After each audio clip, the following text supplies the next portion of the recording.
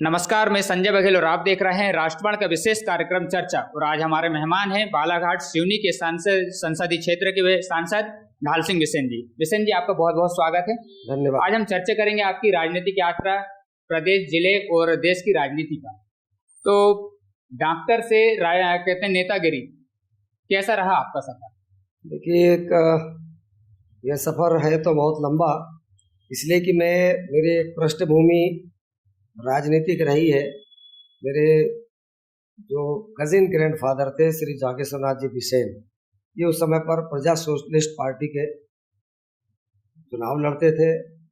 2 बार विधायक रहे, एक बार पीएसपी से, एक बार जनसंघ से। तो लगातार हमारे एक परिवार का माहौल पारिवारिक रूप से बना रहा इस तरह से। 62 में मैं जब छोटा था तो झोपड़ी का चुनाव चिन्ह बनाया करता था, पीएसपी का चुनाव चिन्ह उसमें झोपड़ी चाहता था। अब मैं मुश्किल से 10-12 साल का था 62 में, 10 साल का। 72 में जब कॉलेज पढ़ने रायपुर गया, मैं जिनके मकान पे निवास करता था और वो भी, उन्हें भी टिकट मिला था और हमारे ग्रैंडफादर को भी जनसंघ से टिकट मिला था 72 में, जागेश्वरनाथ जी बिसेन को। तो एक पृष्ठभूमि जनसंघ की रही। 75 में आकर के मैंने अस्पताल प्रारंभ किया, तो शुभारंभ भी मेरे अस्पताल का स्वर्गीय श्री जागेश्वरनाथ बिसेन जो मेरे ग्रैंडफादर थे, उन्होंने इसका शुभारंभ किया। पर चूंकि मैंने कहा ना कि पारिवारिक पृष्ठभूमि हमारी राजनीति की रही और एंटी कांग्रेस रही। प्रैक्टिस करते करते भी मैं 76 में पंचायत का चुनाव लड़ा। उस समय जनपद का अध्यक्ष का चुनाव पंच से होता था, मैंने पंच का चुनाव लड़ा था, पंच बना था। सोसाइटी आष्टा का चुनाव लड़ा, 10 साल तक आष्टा का सदस्य रहा। मॉडरेटिंग सोसाइटी बरघाट का भी मैं 10 साल तक सदस्य बना रहा। तो राजनीतिक परिवेश भी था, किसानों के लिए उस समय काम करता था, चिकित्सा करता था, तो लोगों की आमदनी बहुत कम होती थी, तो इनको पैसा कैसे बढ़े, मैं उस समय से इस बात की चिंता कर। उस समय पर 10 रुपये रोज मजदूरी होती थी, एक मजदूर को 2 रुपया भी उसको इलाज के लिए नहीं होते थे। तो फिर मैं 84 में मैं पार्टी का मंडल का उपाध्यक्ष हो गया, फिर 86 में पार्टी का अध्यक्ष हो गया। तो कंवर साहब ने मुझे पार्टी का अध्यक्ष 86 में उस समय पर मुझे बनाया। तो तब फिर मैंने पूरी एक विधानसभा को लेकर के पूरा एक मंडल बना के उस पर काम चालू किया। और उस समय पर हमने मंडल की जो शक्ति केंद्र की परिकल्पना जो आज है, तो शक्ति केंद्र और सेक्टर बना कर काम प्रारंभ किया। 89 में प्रहलाद पटेल को, आप सभी को मालूम है कि एक तरह के बागी टिकट मिली थी, पर चुनाव चिन्ह कमल था। काम किया, वो 8000 से चुनाव जीते। फिर 90 में मुझे भारतीय जनता पार्टी का प्रत्याशी बनाया, तो मैं सबकी जमानत जब्त करके जीतने वाला मध्य प्रदेश का पहला व्यक्ति था। 26,000 से चुनाव जीता था। और हमारे यहाँ पर प्रभा भार्गव जी जो मंत्री थी शिक्षा की, उनकी जमानत जब्त हुई थी। फिर उसके बाद से कंटिन्यू 93, 98, 2003 ये मैं चुनाव जीतते रहा। और फिर बाद में वन परिवहन खनिज मंत्री उमा जी की सरकार में रहा। फिर उमा जी मुख्यमंत्री नहीं रही तो गौर साहब की सरकार में स्कूल शिक्षा और जेल मंत्री रहा। और इस तरह से एक मेरा लगातार क्रम राजनीति का रहा। हमने उस समय पर और एक काम किया था जिसकी मैं नीतिगत यदि बात करूँ, जिसको लेकर के आज बहुत सारे लोग शराब को लेकर के आंदोलित हो रहे हैं कि शराब बंद होनी चाहिए। तो उस समय पर लगभग हमने एक शराब नीति की। उस शराब भी एक बड़ा माफिया हुआ करता था 2004 के पहले तक। पूरे प्रदेश भर का एक ही व्यक्ति होता था, सांसद विधायकों तक पीट देते थे, किसी के सुनते नहीं थे। इतना माफिया का बड़ा दबंग चल, हमने माफियागिरी तो आज समाप्त कर दिया था। एक झटके में हमने उस समय उसको समाप्त कर दिया था। छोटी छोटी दुकानें कर दी। और उमा जी उस समय चाहती थी कि लोकसभा चूंकि 1 साल तक का पूरा उनका टेंडर था, वो जैसे हमारा मार्च का महीना वो समाप्त होगा और इसके बाद हम इसको समाप्त कर देंगे। और चूंकि लोकसभा चुनाव आ गए, आचार संहिता लग गई, इसलिए नई नीति बना नहीं पाए और उस समय समाप्त कर दिया था। आज कह सकते हैं कि निश्चित रूप से कहीं ना कहीं हमारी नीतियों का परिणाम है, जिसके कारण से आज फिर आप जिस बात को कह रहे हैं इंग्लिश कर रहे हैं। इसलिए छोटे छोटे टेंडर करके करने चाहिए, तो इससे कोई माफिया भनकता नहीं है। और सरकार स्वयं भी अब नई शिवराज जी भी अब नई नीतियों की ओर बढ़ रहे हैं। महिलाओं को भी कह रहे हैं कि जहाँ कोई शराब नहीं चाहेगा वहाँ दुकान नहीं खुलेगी, नहीं करेगी। तो वो उस दिशा में आज क्योंकि पब्लिक का भी एक झुकाव आ रहा है नशा मुक्त की ओर। और हमारे यशस्वी प्रधानमंत्री जी भी चाहते हैं देश नशा मुक्त हो। तो देश नशा मुक्त केवल शराब से ही नहीं होगा, इससे भी बड़े बड़े नशे हैं जो शराब से कहीं गुना घातक है। तो वो उनका इशारा उस तरफ भी है कि आज चाहे हीरोइन हो, स्मैक हो, ये ऐसे कि जो हमारी नई पीढ़ी को उन्होंने बर्बाद करके रख दिया। तो एक नशा मुक्त भारत बनने के लिए हमारे चरित्र निर्माण की दिशा में भी आना पड़ेगा। तो केवल शराब का ही नशा नहीं है या अफीम का ही नशा नहीं है, ये तो छोटे नशे पर, इनसे भी बड़े घातक नशे इस समय पर है। बिशन जी, जैसे आपने कोई चीज वेस्ट नहीं है। जैसे आपने नशा को लेकर एक बात कर रहे थे, सिवनी में सफेद पाउडर की दस्तक दे चुके हैं, बहुत बड़ी मात्रा में इसकी सप्लाई हो रही है। देखिए ये अब यही तो मैं कहना चाहता हूँ कि इसके लिए ही चरित्र की आवश्यकता है, हमारी सरकारों को भी नियंत्रण करने की आवश्यकता है। पर ये एक ऐसा रोग है जो इसको क्या कहूँ कि जो लोग केवल पैसे के हवस के तो पुलिस प्रशासन की नहीं कर पाती। देखिए पुलिस प्रशासन को भी पूरी जानकारी नहीं हो पाती है। ये दायित्व तो हम समाज का भी है। हमको स्कूलों में, मैं आपको और एक चीज बताऊं अपने चीज, मैं जब शिक्षा मंत्री था तब मैंने स्कूल के आसपास गुटखा पान दुकानें सब बैन कर दिया था, कोई गुटखा पान दुकानें नहीं चलेगी। वो आदेश आज भी है, वो आदेश आज भी है, लेकिन संचालित होती है दुकानें। अब ये देखिए सरकार के प्रशासन का काम करना चाहिए, यदि होती है तो प्रशासन को दिशा में काम करें। बहुत सख्ती के साथ बैन किया था कि कोई स्कूल के आसपास गुटखा। अब देखिए तब में और अब में बहुत अंतर है, 20 साल में बहुत अंतर आ गया। तब लोगों के पास इतना पैसा नहीं होता था, बच्चों के पास पैसा नहीं होता था। आज की तारीख में तो इतना पैसा है कि बच्चे उस समय किसी हम जैसे लोगों को तो 2 रुपये नहीं मिलता था। मैं जब प्रैक्टिस करता था मैं कह सकता हूँ कि बच्चे को 2 रुपये नहीं मिलता था, और आज 20 साल में देखेंगे तो बच्चे 100-500 का नोट लेके घूमते हैं। तो ये माता पिताओं को भी देखना पड़ेगा कि मेरा बच्चा क्या कर रहा है, इस पैसे का क्या उपयोग कर रहा है, और ये जानकारी निकलना चाहिए कि बच्चे के हाव भाव प्रकार में क्या अंतर आ रहा है। हम नशा मुक्ति केंद्र भी चला रहे हैं, सिवनी में भी संचालित है, हर जिले में संचालित है, सरकार इसमें भरपूर मदद भी करती है। तो माता पिता को भी चाहिए कि मेरे बच्चे के व्यवहार में कहीं परिवर्तन आ रहा है, मतलब उसको किस तरह अवेयरनेस तो घर से देनी पड़ेगी, बाद में सरकार का काम है। तो चरित्र निर्माण, बच्चों को अच्छे आचरण देना, अच्छी शिक्षा देना, ये। पर आज की तारीख में क्या हो गया, कहना नीचे हो सकता है सुनने वालों को बुरा लगे, आज की तारीख में पैसे कमाने की हवस में हमारी स्थिति ये बन गई कि केवल पैसा आना चाहिए। 2.5 साल के बच्चे को हम सीधे उठा के स्कूल में डाल देते हैं, उसकी देखरेख भी नहीं करते हैं। माता पिता के साथ बच्चे का समय भी कम कटता है, क्योंकि पति पत्नी भी नौकरी करते हैं, घर में सिंगल रहते हैं। यदि माता पिता हैं तो माता पिता से भी लोग आज की तारीख में अलग रह रहे हैं। बच्चे किसी आया के जिम्मे रहेंगे, आया भी अब आजकल देखते हो मोबाइल फोन में लगी रहती है। बच्चा थोड़ा बड़ा होता है, स्कूल जाता है, उसको एक मशीन बना दिया, और इसलिए आज मोदी जी ने कहा कि बच्चे का बचपन मत छीनो, उसको खेलने दो, कूदने दो, माता पिता का लाड प्यार दुलार उसको मिले, फिर उसके बाद उसको 6 साल के बाद शिक्षा मिली, तो नई शिक्षा नीति परिवर्तित किया। तो ये जब तक बच्चे का चरित्र निर्माण घर से होता है, पहली गुरु माँ है, तो माँ को पूरा समय बच्चे को देना चाहिए, फिर इसके बाद गुरु उसको शिक्षा देगा। तो हमारे गुरुओं का भी एक आचरण निश्चित कि बच्चों को ऐसी शिक्षा दे, इससे नशे से सारी चीजों से दूर रहे। तो जब तक इनको नहीं देंगे, और उनके हाथ में आर्थिक स्थिति, आज आप देख लो बड़े घर, अभी देखो सबसे बड़े अपराध करने वाले भी लोग अच्छे बड़े परिवार के मिलते हैं, नशे में लत में लगा, कार की चोरी कर रहे हैं, मोटरसाइकिल की चोरियां कर रहे हैं, पैसे के लिए लोग डकैती डाल रहे हैं। अपराध की वजह नशा भी है, अपराध का कारण सबसे बड़ा नशा भी है। तो नशे को रोकना, युवाओं को उससे हम सबकी नैतिक जिम्मेदारी, हम सबकी नैतिक जिम्मेदारी, अकेले केवल प्रशासन नहीं कर पाएगा, हमको देखना पड़ेगा कि मेरा बच्चा नशे में लगा।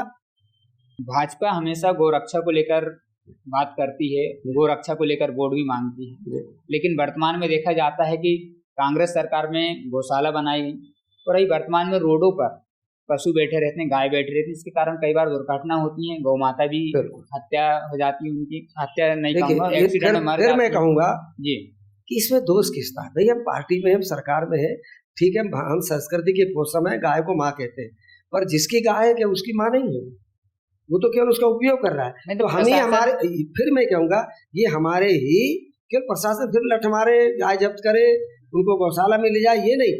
मेरी गाय है तो मेरा काम है कि उसका यदि पालन कर रहा हूँ तो उसकी सुरक्षा मैं करूँ। लापरवाह है, प्रशासन को तो जिम्मेदारी, प्रशासन जिम्मेदारी के साथ करता है, पकड़ के लाता है, मना कर देता है मेरी गाय नहीं है। तो इसलिए मैं तो जब भी मेरी बैठक होती है, जब यातायात की बैठक में भी मैं बालाघाट में अध्यक्ष होता हूँ, सिवनी में तो नहीं होता हूँ, तो मैं हमेशा कहता हूँ कि जाए जब्त करके ले आओ, पकड़ के ले आओ, इनको डाल, और ऐसे व्यक्ति के खिलाफ बहुत तगड़ी कार्रवाई करो। और अब तो मध्य प्रदेश सरकार ने इस पे कानून भी बना दिया है, कानून तो बना दिया, पर मैंने कहा ना कि कानून का पालन सख्ती के साथ करने की आवश्यकता है, पर सरकार सख्ती कराएगा कौन? मैंने इसीलिए कहा ना कि कानून का पालन कराएंगे। आज आप जानते हैं एक वही पुलिस वाले हैं, उतनी सीमा है, उतने ही लोग हैं, पर कानून का पालन यदि हम स्वयं करने लगे कि मेरा देश है, मेरे देश का कानून है और इस कानून का पालन मुझे करना है, ये गाय मेरी है, इसको मुझे अपने घर में सुरक्षित रखना है, मुझे इसको पालना खिलाना है, ये सड़क में नहीं जाना चाहिए। आपको याद होगा कि बहुत बड़ा प्रकरण राकेश पाल जी के पेट्रोल पंप के सामने हुआ था।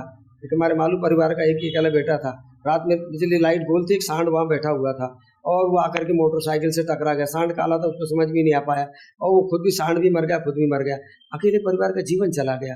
क्या है, कभी जब कभी उनके परिवार में घटना घटती है तब आदमी को लगता है कि कितनी पीड़ा होती है, और ये पीड़ा हर एक को समझ में आनी चाहिए। आप सड़कों में आके देखो, मैं अभी पिछले हफ्ते जबलपुर से आ रहा था, 9 गाय मुझे नेशनल हाईवे पे मरी पड़ी। हम इतनी अच्छी सड़कें बनाते हैं, आप सारी गायें सड़कों पे छोड़, वो ट्रक वाला भी मरा, 9 गाय मरी, आगे निकला 6 गाय मरी पड़ी।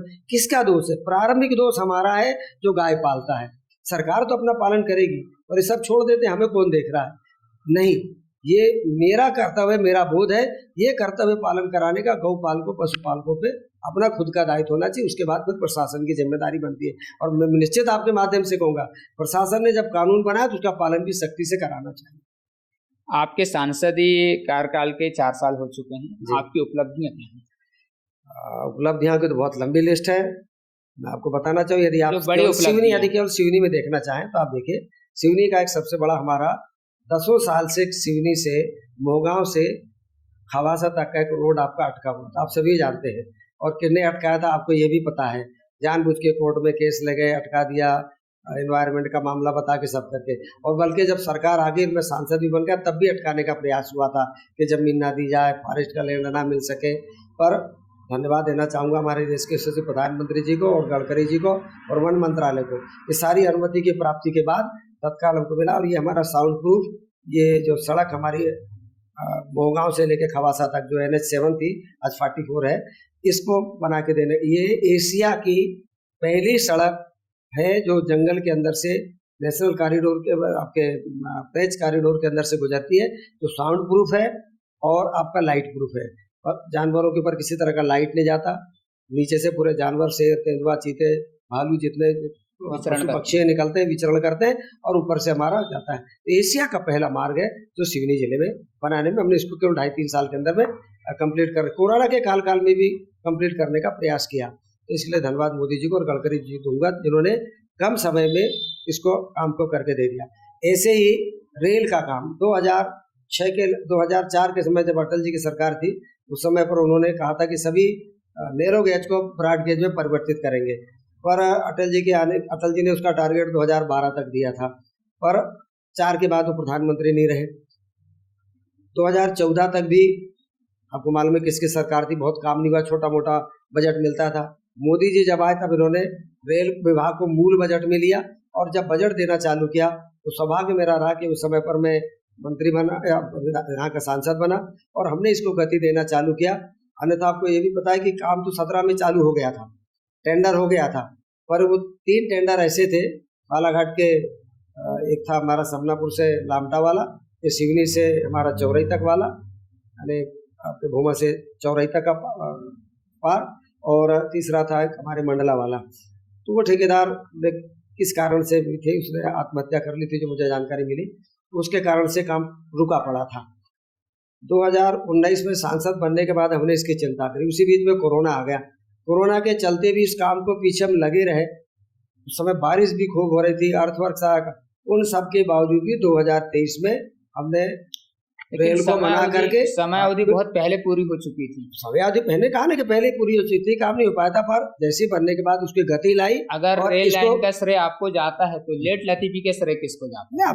वो नहीं, मैंने कहा ना कि जिस व्यक्ति ने गोली मार दी थी उसके कारण वो कोर्ट चला गया था, उस प्रकरण को निपटा करके फिर वर्क दोबारा टेंडर करा के स्टार्ट किया, और दोबारा टेंडर 2020 में हुआ, तो यहाँ से स्टार्ट हुआ ना। ऐसे ही हमारे यहाँ पर एक लोकसभा में एक ही पासपोर्ट होता है, पर मैंने सिवनी में हमारे बहुत समाज जो है, जो बहुत बाहर जाते हैं, विशेष करके मुस्लिम समुदाय के लोग बहुत ज़्यादा अपना हज करने के लिए जाते हैं, उनको पासपोर्ट लगता है। अन्य भी लोग जो नौकरी चाकरी वाले या घूमने वाले जाते हैं तो पासपोर्ट बनाने के लिए हमको भोपाल जाना पड़ता था। तो एक पासपोर्ट कार्यालय जो आउट ऑफ टर्न कहना चाहिए, कि जो नियम में भी नहीं आता, तो वो एक पासपोर्ट हमने यहाँ पर सिवनी में भी 2022 में शुभारंभ किया। ऐसे हमारे FM बैंड, बहुत दिनों से आपकी मांग चलती थी कि FM बैंड हमको मिले, तो FM बैंड नहीं बन पाया था। FM बैंड भी हमने 2023 में उसको करा दिया, क्योंकि उसको आपको जान के ताजुब होगा कि उसके ट्रांसमीटर्स वगैरह जो होते हैं वो आज भी विदेश से सब आते रहे। बीच में 2 साल कोरोना काल पड़ा रहा, उसको ला करके इसी साल 23 में FM बैंड को भी स्टार्ट किया। आपको यानी सिवनी के हिसाब से बताओ तो 4 साल जो है वो बता दे रहे, खैरी टेक से लेकर के नंगजर तक ये सड़क NH7 कहलाती थी जी। NH7 का निर्माण का काम उस समय पर आपको भी मालूम है 2019 के पहले करके हैंडओवर हो गया था नगर पालिका को और PWD को। पर ये सड़क हमको जिस तरह से हम चाहते थे वैसी बनके NH ने नहीं दिया। मैं लगातार गडकरी जी के पीछे लगा रहा कि साहब ये सड़क जैसी बनके मिलना चाहिए थी वैसे हमको हैंडओवर नहीं हुई है, इसलिए पुनः आप इस NH7 को जो आज 44 आपका नया मलिक बाईपास से निकल के चले गया, एक बार इसको करके दे। मैं आपके माध्यम से गडकरी जी को धन्यवाद देना चाहूँगा कि उन्होंने 126 करोड़ रुपया सैंक्शन करके आपके नागपुर वाला रेलवे लाइन का ब्रिज दिया और खैरी से लेकर आपके नंगझर तक का एक हमको 4 लेन मार्ग बना के देने का पैसा सैंक्शन किया, जिसका टेंडर लग गया है और अभी संभवतः नवंबर से इसका काम प्रारंभ हो जाएगा। इसके अतिरिक्त जब मुझसे आप पूछ रहे, मैं केवल चीनी की बता रहा हूँ, हमने सांसद बनने के बाद भारत सरकार से जो हमको सड़कें मिलती है, हमने एक सड़कें बनाने के बाद यदि आपके काम की बात कहें तो मैंने एक बंडोल से लेकर के कोका तक ये भी CRIF के अंतर्गत एक सड़क की सैंक्शन करके हमने दी, जिसमें आपका एक सड़क। दूसरा हमने एक सड़क आपका बंडोल से लेके कानीवाड़ा तक कंप्लीट कराया, कानीवाड़ा से लेके बरघाट और बरघाट से लेके धर्मकुआ तक, धारणा से धर्मकुआ और एक कटंगी से लेकर ये 3 सड़कें 2016-17 के टाइम का सैंक्शन था, पर ये लोन की सड़कें थी, IDB के लोन की थी और वहाँ भी ठेकेदार छोड़ के चला गया था और ये सड़कें पिछले 3 सालों से बंद पड़ी थी, कोर्ट में केस लगा। इसका कोर्ट का केस समाप्त करा के और इनका टेंडर कराने की पारी आई तो उस समय पर स्टेट गवर्नमेंट ने कह दिया कि साहब चूंकि अब 1 साल का समय बचा है, लोन की राशि है, ये राशि हम यदि 1 साल के अंदर हम, आप भी जानते कि 18 महीने का कोई नया टेंडर होता है तो कम से कम 18 माह का समय देना पड़ता है, और हमारे पास कुल 1 साल समय बचा है, हम इसको पूरा नहीं करा पाएंगे, तो हम इसको करने में असमर्थ है। मैंने कहा कैसे पूरा होगा?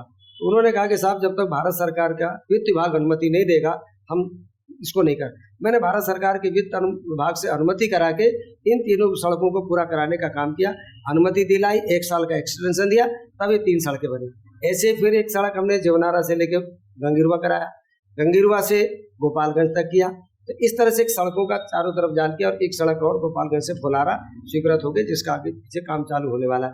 तो इस तरह से एक सड़कों का जाल भी बिछाने का काम किया। MPRDC से क्योंकि मेरा एक अनुभव था, तो हमने घोंगा खेड़ा से लेके आपके चौरई तक इस सड़क का भी काम किया, इसका भी टेंडर होकर के काम। तो सड़कों के क्षेत्र में हो, बिजली के लिए 750 करोड़ रुपए सिवनी को उपलब्ध कराया है, जिसके अंतर्गत नए सब स्टेशन बनना है, नए लाइन मैंने सब स्टेशन करना है, जहाँ लाइन लॉस हो रहा है उनकी दूरी कम करना है, नए ट्रांसफार्मर लगाने हैं, ट्रांसफार्मर की क्षमता वृद्धि करना है तो उनको हमें करना है, जहाँ हमारे केबल खराब हो गए उसको चेंज करना है। ये पूरा MP भी उसमें कर रहा है, उसके भी टेंडर लग करके इसके ऊपर भी काम प्रारंभ हो गए हैं। पेयजल में 60% भारत सरकार देती है, तो आज की तारीख में मैं उसको नहीं कहूँगा कि मेरी योजना है, पर ये सारे कामों को करने घर घर पेयजल की योजना भी संचालित है। सबसे ज़्यादा आवास आपको आज की तारीख में बालाघाट लोकसभा में, पूरे मध्य प्रदेश में सबसे ज़्यादा आवास यदि कोई प्राप्त हुए तो बालाघाट लोकसभा को। ये तो मैंने केवल आपको सिवनी का हिसाब किताब बना दी। यदि मैं प्रधानमंत्री सड़क की भी बात करूं तो प्रधानमंत्री सड़क में हमने बरघाट से लेकर वहाँ तक की एक सड़क और दी है, तो ये इनमें प्रधानमंत्री की सड़क है, CRIF की सड़क है। ऐसी सिवनी से लेकर के लबादा तक जोड़ा जाए 4 लेन, कभी भी इसकी घोषणा आदरणीय गडकरी जी कर सकते हैं, प्रधानमंत्री जी कर सकते हैं। तो इसका है। दूसरा एक और सर्वे चल रहा है कि लखनऊ से सीधे रायपुर को जोड़ना, तो ये लगभग 317-310 किलोमीटर की दूरी कहाँ से आएगी? तो लखनऊ से वो बालाघाट होकर के रजेगांव लेके जोड़ेंगे, तो एक नया ग्रीन एक्सप्रेस वे ये भी बनना है, इसके ऊपर भी अभी काम चल रहा है। तो मैंने कहा ना कि मोदी जी ऐसा रहता है कि पहले सारा चीज़ जब कर लेते हैं फिर उसकी घोषणा करते हैं, तो सारा इस दिशा में भी काम चल रहा है। सिवनी के में एक सेंट्रल स्कूल है सिवनी में, तो मैंने एक सेंट्रल स्कूल बरघाट में खोला जाए, उस बात का पूरा सारा प्रोसीजर कंप्लीट करा दिया है। जो एक टेंडर प्रक्रिया होती है वो भी कंप्लीट हो गई है, वो कभी भी बरघाट के जेवनारा ग्राम में उसकी खोलने की घोषणा हो सकती है। इसलिए मैंने कहा ना कि मैं कितने अनेक काम है कि जिन चीज़ों को करने का हमने सांसद होने के नाते करने का काम किया। एक और पाइपलाइन में हमारा काम है, जो सिवनी से कटंगी रेल लाइन, जो सिवनी से बरघाट ऐसा जाएगा, ऐसा निकल के बरघाट से कुरई क्षेत्र के प्रस्ताव भी दिया गया है कि प्रस्ताव नहीं, सर्वे होके कंप्लीट सर्वे हो चुका है। अब इसमें केवल अब हमको वित्तीय अनुमति इसकी प्राप्त करना है, तो उस सारा प्रोसेस में कटंगी तिरोड़ी जोड़ेगा तो कटंगी तो फिर सीधे तुमसर भी जुड़ सकता है। तो ये मैंने कहा पाइप लाइन में है, अब पाइपलाइन का समझते हैं कि सर्वे हो चुका है, पॉजिटिविटी की रिपोर्ट जा चुकी है, सरकार कभी भी क्योंकि अभी पिछले सारे कामों को पूरा कर रही है, जहाँ सिंगल लाइन में जहाँ नहीं थी मतलब उस लाइन के लिए बजट मिल सकता है। हाँ, उसका बजट मिलेगा तो आगे आने वाले समय में ही। और मुझे इसलिए विश्वास है कि प्रधानमंत्री जी ने कहा एक कार्यक्रम कि आने वाले समय में जब मेरे तीसरे बार मैं प्रधानमंत्री बनूंगा तो किसी भी सांसद को रेल के लिए कम से कम कोई डिमांड नहीं करनी पड़ेगी। अपने आप इस देश की जनता को रेलवे के मामले में हम कितना उसको सुविधा दे सकते हैं। आज देखिए उनके कार्यकाल में पूरा रेलवे इलेक्ट्रिफाइड हो गया है, अब डीजल का चलने वाला कोई इंजन बचा नहीं।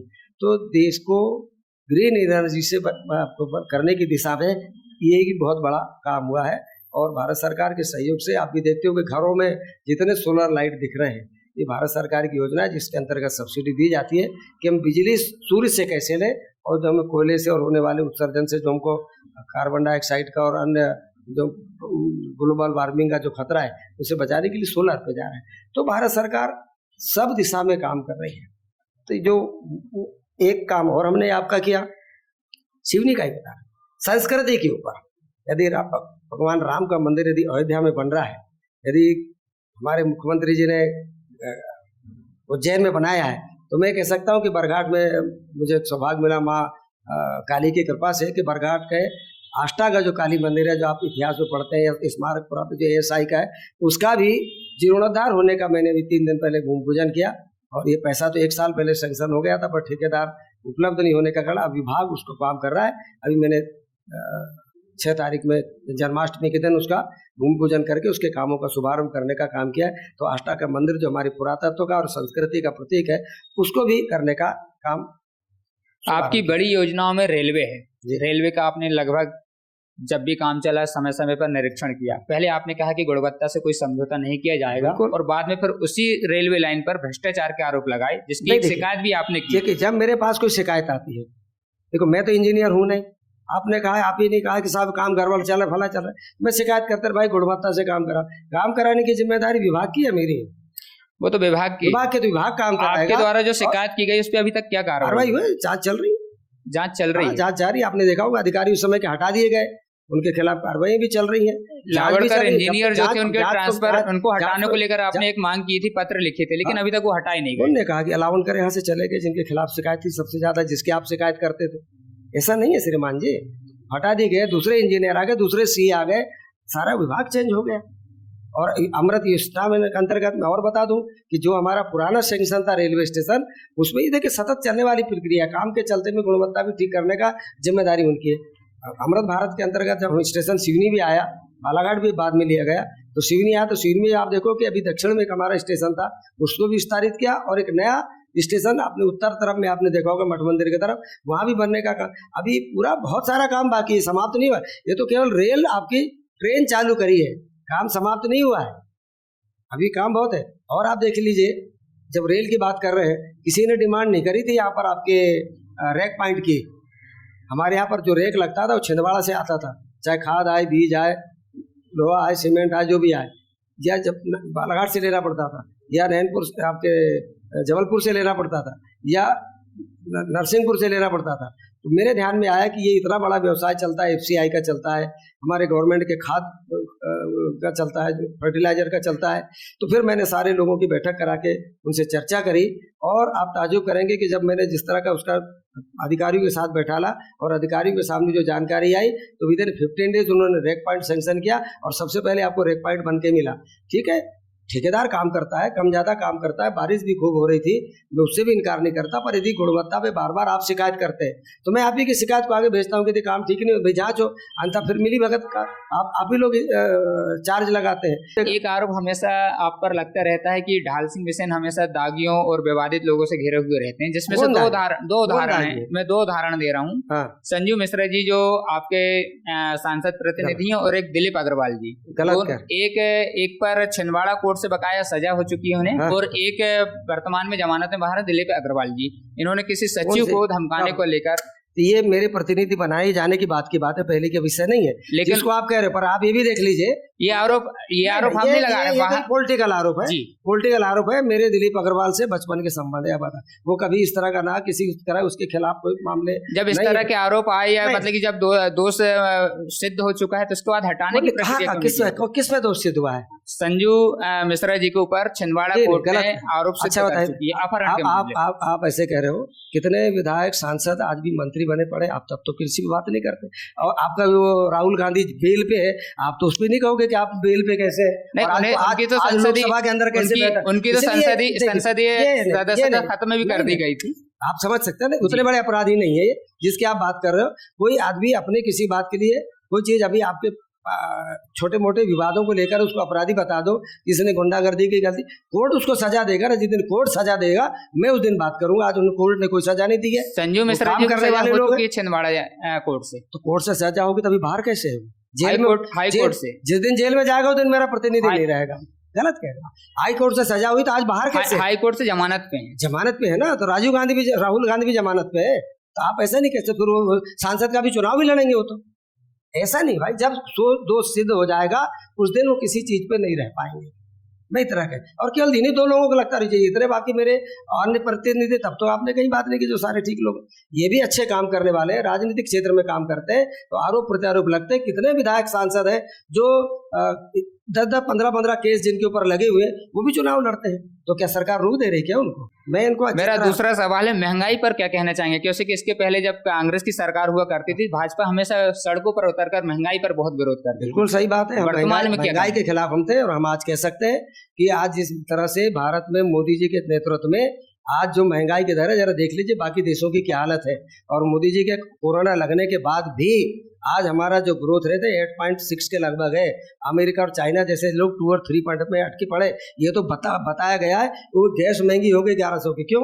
उसी एक गैस को लेकर के महंगाई बताते हैं। मुझे बताइए कि क्या 2011 पेट्रोल सुनिए साहब, क्या 2011 में 1100 रुपए का रेट नहीं था? इसी कांग्रेस सर जब सब्सिडी की गैस थी, सब्सिडाइज गैस होने के बाद 1100 रुपए उपभोक्ता को देने पड़ रहे थे। तो जरा याद करिए, विदेश से आ रही वाली चीज है।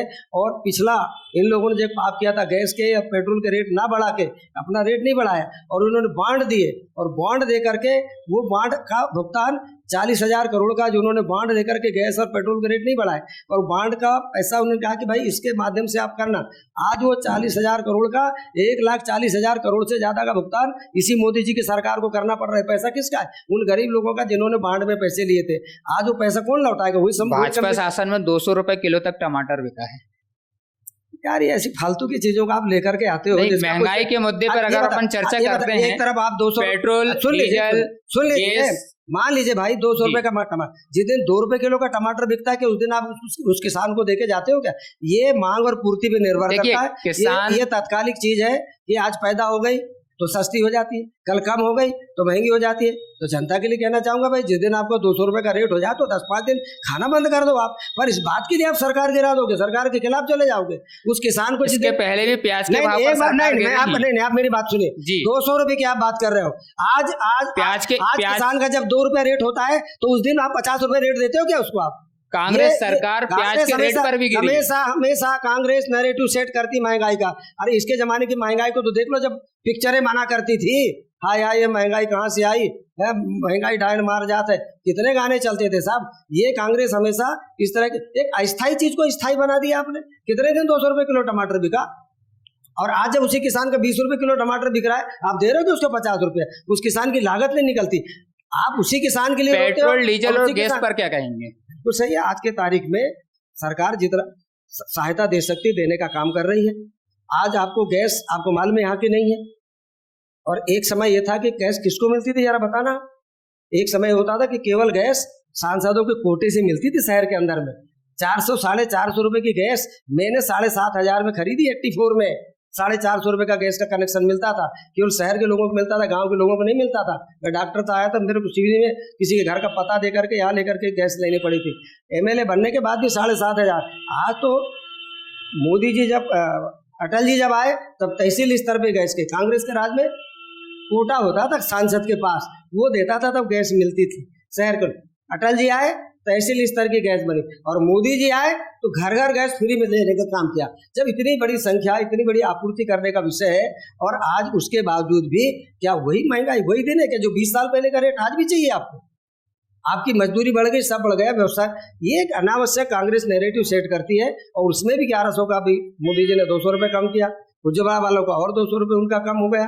तो इस तरह से ऐसे नहीं है, बाहर से गैस आती है तो देना पड़ता है, और उनको धुआं मुक्त कर रहे हैं, उनको बीमारी से बचा रहे हैं। तो आज उनको टीबी से मुक्त करने का भी काम चल रहा है, तो किसका पैसा बचेगा? आज उसको एक तरफ हम 1.5 लाख का मकान दे रहे हैं, कांग्रेस ने तो नहीं दिया कभी। आज उनको घर घर में स्वच्छ पानी देने का काम चल रहा है, 12,000 में उनको शौचालय देने का काम चल रहा है। आज उनके बच्चों की पास शिक्षा पढ़ाई सारी फ्री है।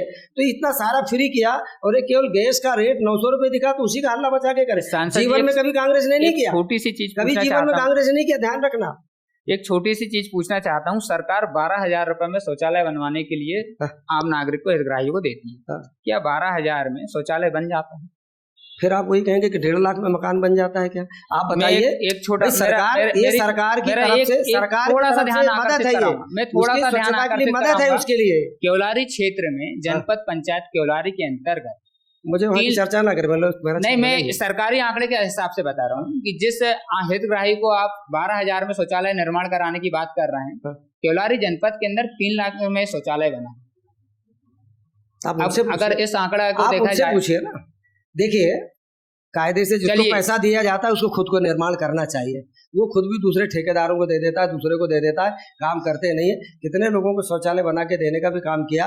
तो 3 महीने को एक सहायता है। 1.5 लाख में कोई मकान नहीं बनता कहते हो आप, पर हम 1.5 लाख दे रहे हैं। सगे परिवार से पूछो, सगा भाई उसको 1000 रुपये उधार देता है कि फ्री में देता है क्या? 3 महीने बाद मध्य प्रदेश में विधानसभा चुनाव है जी। लाडली बहना योजना मुख्यमंत्री जी की एक योजना है, यह मध्य प्रदेश में कितना असर करेगा? देखिए, बहनों का जीवन स्तर अच्छा उठे इसलिए हमने पहले उनको उन्हीं के नाम पे मकान दिया, गैस दिया, शौचालय दिए। आज उनको आर्थिक, उनके बाकी लाडली बहन, लाडली लक्ष्मी के नाम से बेटियों को आगे पढ़ाया, उनको पढ़ाई लिखाई में। आज लाडली बहना को भी जब कभी लगता है कि पैसे की जरूरत पड़ती है, इस तरह की बातचीत आती है, तो आज उनको भी आर्थिक रूप से सशक्त करने के लिए जहाँ स्वयं सहायता समूह और सारी चीज़ संचालित करने का काम किया, तो इनको लगा कि इनका जीवन स्तर और अच्छा बने, घर में कुछ करें, 1-2 पैसे उसके हाथ में रहेंगे तो परिवार को अच्छे से पाल पोस सकेगी। तो उस गरीब बहन का जीवन स्तर अच्छा बनाने के लिए उसको दिया। और निश्चित रूप से जिस तरह से एक पूरा हम वसुदेव कुटुंबकम कहते हैं, तैसे हमारे शिवराज सिंह जी ने लाडली बहनों को एक उपहार दे करके कहीं ना कहीं उनका विश्वास जीता है, और मैं मान के चलता हूँ उसका लाभ मिलेगा। विधानसभा चुनाव को लेकर आपकी दावेदारी बताई जा रही है? मैंने कभी दावेदारी नहीं करी, मैंने कोई दावेदारी नहीं करी। आज के तारीख में मैं सांसद हूँ, मुझे मेरी पार्टी जो जिम्मेदारी देती है मैं उस जिम्मेदारी का निर्वहन करता हूँ। 2 दिन चुनाव के चलते मुझे टिकट दिया, मैंने चुनाव लड़ा, आज आपके सामने सांसद। तो पार्टी, मेरा निर्णय मेरी पार्टी करती है, मेरा निर्णय मैं स्वयं नहीं करता। और हमारा एक पद्धति है भारतीय जनता पार्टी में, हमारा निर्णय हम स्वयं नहीं करते, हम पार्टी के कार्यकर्ता हैं, पार्टी के एक सेवक हैं। पार्टी जो जिम्मेदारी देती है उस जिम्मेदारी का ईमानदारी से निर्वहन करने का हम प्रयास करते हैं। आज सांसद है तो सांसद के नाते जब तक सांसद हूँ तब तक पूरा ईमानदारी के साथ मैं इस दायित्व का निर्वाह करूंगा।